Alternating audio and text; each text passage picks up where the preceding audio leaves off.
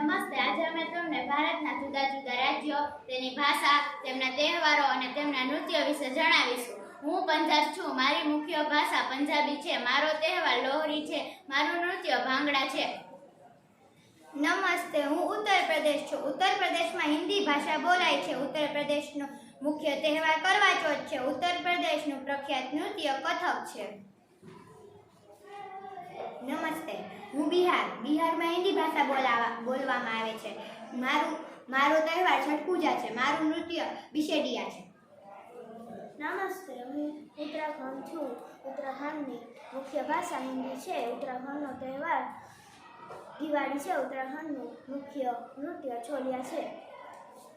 નમસ્તે. હું હરિયાણા છું. મારી ભાષા હરિયાણવી છે. મુખ્ય તહેવાર લોહરી છે અને નૃત્ય ઘુમર છે.